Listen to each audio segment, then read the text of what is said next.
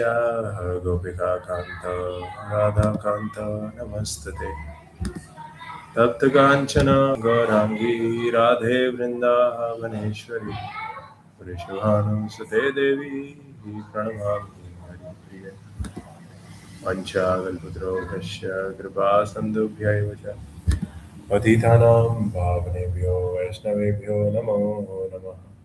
जय श्री कृष्णा चैतन्य प्रभु नित्यानंद श्री अद्वैत गदाधरा शिवासादि गौर भक्तवृंद। जय श्री कृष्णा चैतन्य प्रभु नित्यानंद श्री अद्वैत गदाधरा शिवासादि गौर भक्तवृंद। हरे Krishna Krishna Krishna Hare Hare Hare Ram Ram Ram Hare Hare. One more time. Hare Krishna, Krishna Krishna, Hare Hare, Hare Rama, Rama Rama, Hare Hare. Last time. Hare Krishna, Krishna Krishna, Hare Hare, Hare Rama, Rama Rama, Hare Hare. So let us start by reading the third chapter of Nectar Devotion. This is our fourth class on Bhakti Rasamrit Sindhu, Bhakti Shastri class. So first two chapters are done. We read about three stages of devotion, practicing devotional service. First stage is called Vedi Sadhana Bhakti. Second stage is Raganuga Sadhana Bhakti. Third stage is, first stage is Sadhana Bhakti, which is comprised of two sub-stages, Vedi Sadhana Bhakti and Raganuga Sadhana Bhakti. Second stage is Bhava Bhakti, third stage is Prema Bhakti. First stage has two symptoms, which is Kleshagni and Shubhada. Second stage, which is Bhava Bhakti, has two stages, which are Sudurlama and Sri Krishna Akarshi. And the last stage, Prema Bhakti, has two symptoms, which are Chandranandani Visheshatma and Sri Krishna Akarshani. The second one is, I think, I'm forgetting the second one symptom of second stage. Okay, let's see what is the eligibility of the candidate for accepting devotional service. On account of his association with Mahatmas of great souls, 100% engaged in the devotional service of the Lord, one may attain a little bit of attraction for Sri Krishna. Sangat Sanjayate Kama. So, whatever association we have, the similar desires we develop. But at the same time, one may remain very much attached to fruitive activities and material sense enjoyment, and not be prepared to undergo the different types of renunciation. Yeah.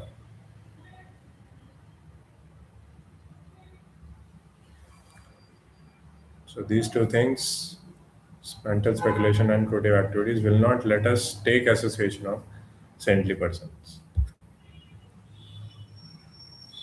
And that will not increase our spiritual life. Such a person, if he has unflinching attraction to Krishna, becomes an eligible candidate for discharging devotional service. So even if you are doing fruitive activities, but you should have unflinching attraction to Guru and Krishna, then you become eligible to receive devotional service. I think we have read this. The second class devotee has been defined by the following symptoms. He is not very expert in arguing on the strength of revealed scriptures. This also we have read. But he has firm faith in the objective. So Madhyamadikari, his scriptural understanding might not be so strong, but he has full faith. And he sees the Lord in all the living entities. And at least he is able to recognize a devotee from a non-devotee. That is Madhyamadikari. Second class devotee has firm faith in the procedure of devotional service unto Krishna, but he may sometimes fail to offer arguments and decisions on the strength of revealed scripture to an opposing party. He is not able to argue or give proper statements in favor of devotional service, but at the same time, he is still undaunted within himself as to his decision that Krishna is the supreme object of worship. Further classification of the neophyte devotee is made in the Bhagavad Gita. It is stated that Yeah, so all these Chaturvidha Bhajante Mam Jana Sukritino Arjana Jigyasu Artharthi Jnani Cha Bharatarshabha. All these are in the class of neophyte devotees. But if they get association of pure devotees, then they can advance in spiritual life by becoming Madhyamadhikari and finally Uttamadhikari. An example of the neophyte class is Maharaj Dhruva. So, what are these four types of neophyte devotees? Jigyasu, Artharthi, Artho, and Jigyasu is inquisitive, Artho is distressed, Artharthi means one who is desiring material profit, material gain, and final is Jnani, one who has cultivated knowledge. And Krishna says that out of the four, Jnani is most dear to me because he doesn't have any exterior motive. And Artharthi's example is Dhruv Maharaj because he wanted to gain a kingdom equal to his father. Okay, but when he got darshan of the Lord, he said that his material desire was like broken glasses. Broken glasses means if he walks on the material desire, then his feet will be full of blood. So that is how our material desires are. Similarly, Sanaka, Sanatan, Sananda, and Sanat Kumara were all in the category of wise saintly persons, and they were also attracted by devotional service.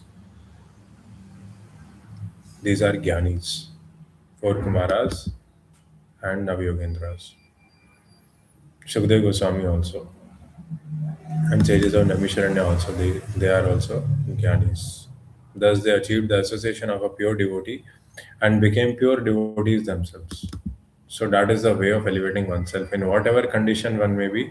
If he is fortunate enough to associate with pure devotees, then very quickly he is elevated to the second class or first class platform.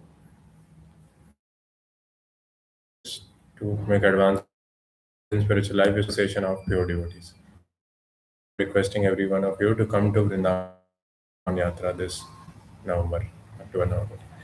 These four types of devotees have been described in the seventh chapter of Bhagavad Gita, and they have all been accepted as pious.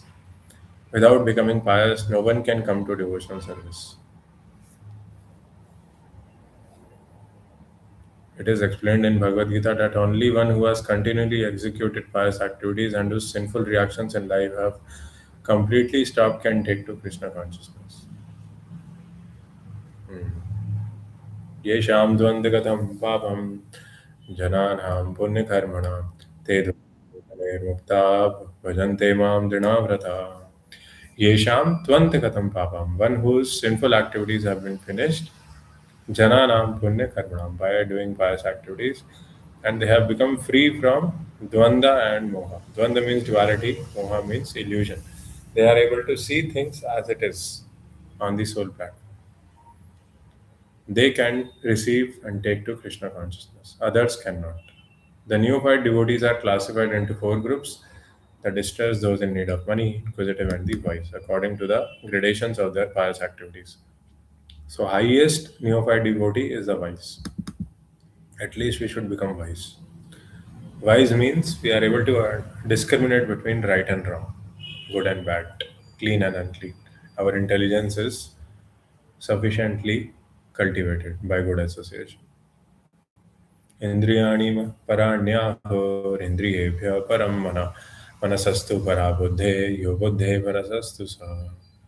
So above the senses is the mind, above the mind is the intelligence, and above the intelligence is the soul.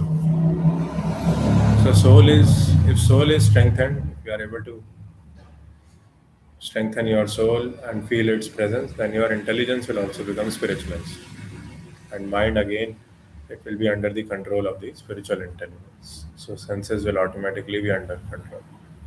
Without pious activities, if a man is in a distressed condition, he becomes an agnostic, a communist, or something like that.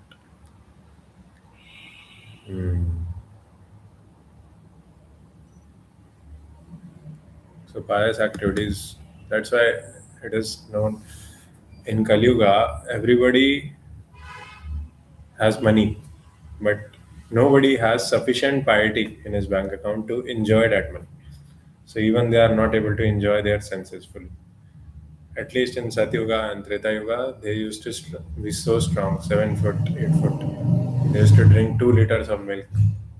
There was no dearth of any grain, any green leafy vegetable. There was no anxiety. But in Kali Yuga, so much money is there in the bank account, but they are not able to enjoy it because of lack of piety. So that's why we have to create opportunities to so that they can increase their piety. So these Bhagavad Gita classes, Bhagavatam reading, these are all activities which can increase your bhakti piety. Because he does not firmly believe in God, he thinks that he can adjust his distressed condition by totally disbelieving in him. Yeah. So a person who has no piety, he thinks if he forgets completely Krishna, then he will be happy. But he becomes totally distressed. Such a person is known as Naradama. He has come to devotional service, he has tasted the lotus feet of Krishna, but still he doesn't want. He wants to neglect, he wants to live in denial. Yeah. That's why once you have come to Krishna consciousness, then there is no way going out. Krishna will always track you where you are and he will keep on giving some association. There are many stories on this. One story was like one devotee went away from Krishna consciousness, and one time he was going in a flight, and one devotee was sitting beside him. So this devotee he started eating prasadam. So this devotee who has gone away from Krishna consciousness, he developed this inclination to take prasadam. So then he took prasadam, and then devotee understood that he has been in Krishna consciousness before also. So somehow by that contact, he again came into Krishna consciousness. So like it's like that basically. If our faith is weak, we might go away from some time or some time. But again, because that sanskar is there, we have tasted Krishna consciousness, so it has entered in our subconscious mind, in our subtle body vasanas. So as soon as some favorable situation is there, devotee association, then immediately that vasana will be awakened. So Lord Krishna has explained in the Gita that out of these four types of neophytes, the one who is wise is very dear to him. Because a wise man, if he is attached to Krishna, is not seeking an exchange of material benefits. A wise man who becomes attached to Krishna does not want any return from him, either in the form of his relieving his distress or in gaining money. So all the other three neophytes, they want something. Artharthi, Artho means distress, they want relief from the distress. Artharthi means they want material gain. And Jigyasu, they are inquisitive why they are suffering. This means that from the very beginning, his basic principle of attachment to Krishna is more or less love. So that is what Krishna is looking for, whether you love me or not. Furthermore, due to his wisdom and study of Shastras, he can also understand that Krishna is the supreme personality of Godhead. So a Jnani, due to his intelligence and association and deep study of scriptures, he can understand that Krishna is the supreme personality of Godhead. There is a verse in 9th chapter, Mogasha Moga Karmadho Moga Jnana Vichetisa Rakshase Masurim Cheva Prakriti Mohanim Shrita. So even devotees, they think that they have become very nice devotees, but they don't accept the control and authority of Krishna as the supreme personality of Godhead. So we cannot call ourselves a devotee unless we accept the supremacy of the Lord. Bhuktaram Yagyatapasam Sarvaloka Maheshwaram Suridam Sarvabhutanam Yatva Shantim Richati. It is confirmed in Bhagavad Gita that after many, many words, when one becomes absolutely wise, he surrenders unto Vasudeving that Krishna is the origin and cause of all causes. Therefore, he sticks to the lotus feet of Krishna and gradually develops love for him. Although such a wise man is very dear to Krishna, the others are also accepted as very magnanimous. Because distressed or in need of money, they have come to Krishna for satisfaction. Thus, they are accepted as liberal, broad minded Mahatmas. So, even though if you have some ulterior motive, if you go to Krishna, then you are magnanimous. Tivrena bhakti yogena yajeta purusha para. Akama sarva kamo va moksha kama udharadi. Udharadi. They are all magnanimous because they are approaching Krishna. Without being elevated to the position of a jnani or wise man, one cannot stick to the principle of worshipping the Supreme Personality of Godhead. The less intelligent or those whose intelligence has been taken away by the spell of Maya are attached to different demigods on account of the influence of the modes of nature. Yeah. The wise man is he who has thoroughly understood that he is spirit, soul, and not simply a body.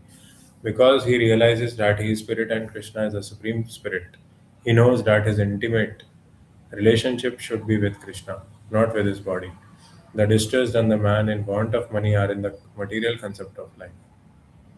Because distress and need of money are both in relationship with this body. Yeah. So I was hearing Maharaj's lecture, and one person was asking this question that why do we, how do we deal with persons who are envious with us? It is very irritating. We become angry because they are envious. They are troubling us. So Maharaj said, you are feeling troubled because of bodily conception of life. You have fear, you have anxiety because of bodily conception of life. Vayam dithiya vivineshadasya. So here also Prabhupada is saying that artho, distressed, and artharthi both are in the bodily conception of life because they are desiring something on the bodily conception with Krishna. One second.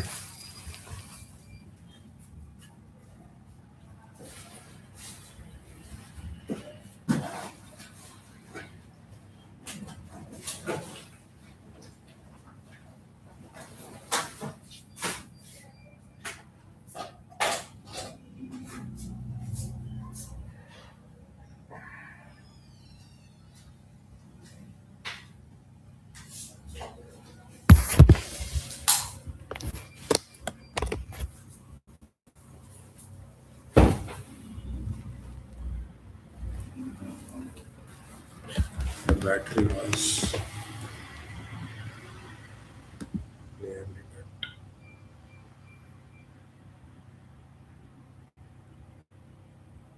One who is inquisitive may be a little above the distressed and the man in need of money, but still he is on the material platform. Okay. He is little bit above, but he is not at spiritual level. But a wise man who seeks Krishna knows perfectly well that he is spirit soul of Brahman and that Krishna is the supreme spirit soul of Brahman. He knows that the spirit soul, being subordinate and finite, should always dovetail himself with the infinite and supreme soul, Krishna. That is the relationship of the wise man with Krishna.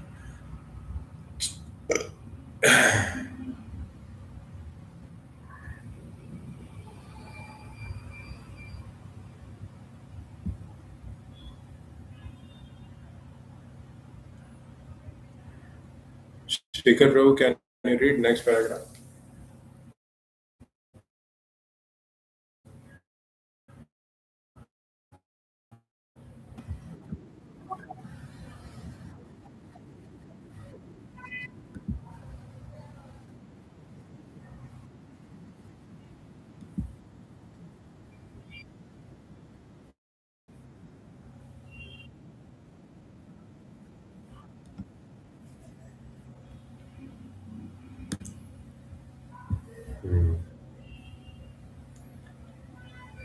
So, which verse is this? Freed from material anxieties.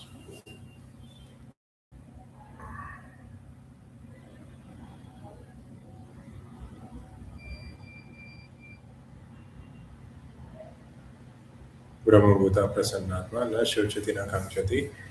So, na shochati na kankshati means he is become free from material anxieties. And he is on the Brahman platform, and then the real devotional service starts. You can continue, Prabhu.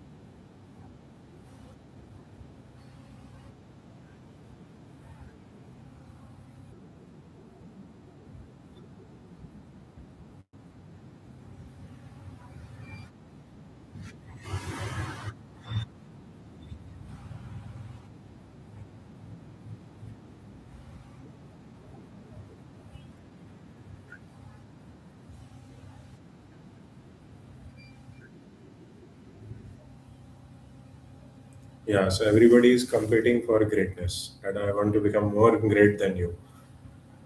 But actually, that tendency, inclination is because we are all part and parcel of the ultimate great, who is greatest. And if we understand Krishna as the greatest, yeah, then that is the real understanding. But this is also material concept of life because we are not able to understand ourselves as part and parcel of Krishna. However, the perfect spiritual concept of life is complete knowledge of one's constitutional position in which one knows enough to dovetail himself in the transcendental loving service of the Lord. So there's three types of happiness: material, spiritual, and devotional service. Spiritual happiness is that of Brahman. It is not Bhakti Rasa. There is a difference between Brahmananda and Bhagavadananda. In Bhagavadananda, you experience the Satchidanand Vigraha form of the Lord. In Brahmananda, you are just experiencing the spirit soul. One must know that he is finite and that the Lord is infinite. Thus, it is not possible to actually become one with the Lord even if one aspires for this. It is simply not possible. Therefore, anyone who has any desire or aspiration for satisfying his senses by becoming more and more important, either in the material sense or in the spiritual sense, cannot actually relish the really sweet taste of devotional service. Yeah. So, our intention should be to give satisfaction to the senses of Krishna rather than ourselves becoming more important. है ना? We think that we are very important. We will convey something in such a way that I am so important. I am executing devotional service in this way. Please accept this. So this means we are in Maya actually. We keep changing shelters. That is the nature of the fickle-minded nature. You never remain satisfied anywhere. Sometimes you want this, sometimes you want that. It means you have not realized your constitutional position. So, and then it will not give you maturity in spiritual life. So, as a spirit soul, you will always be lost if you keep changing things. Srila Rupa Goswami has therefore compared possessing these bhukti and mukti desires with being influenced by the black art of a witch. In both cases, one is in trouble. Yeah, bhukti mukti siddhi kami sakale ashanta Krishna bhakta sadesham. Bhukti means material enjoyment, and mukti means to become freed from material anxiety with the Lord. These desires are compared to being haunted by ghosts and witches because while these aspirations for material enjoyment or spiritual oneness with the Supreme remain, no one can relish the actual transcendental taste of devotional service. So, our desire determines the reciprocation of the Lord. Our inclination, our purpose behind our action, right? Krishna is bhavagrahi. With what intention we are serving Krishna. That determines the reciprocation of Krishna. Reciprocation means how much we are able to relish the Sachidanand Vigraha form of the Lord. A pure devotee never cares for liberation. Lord Chaitanya Mahaprabhu prayed to Krishna, "My dear son of Nanda, I do not want any material happiness in the shape of many followers, nor immense opulence and wealth, nor any beautiful wife, nor do I want cessation from material exhaustion. सुन्दरीं कवितां वाचगदीशकामयं जन्मनि जन्मनीश्वरे भवतारहितं त्वयि. So there is a verse by Prabodhanand Saraswati Thakur also that Mukti is actually begging in front of Bhakti with folded hands. Mukti is a subset of Bhakti. If you are doing Bhakti, you don't need to worry about Mukti. It's already there. Muktir hitvanyata rupam swarupena vyavasthit. If you are situated in your Swarupa, Muktir Hitvanatar. Mukti is already there. Yes, Prabhu. Pawan Prabhu, you can read.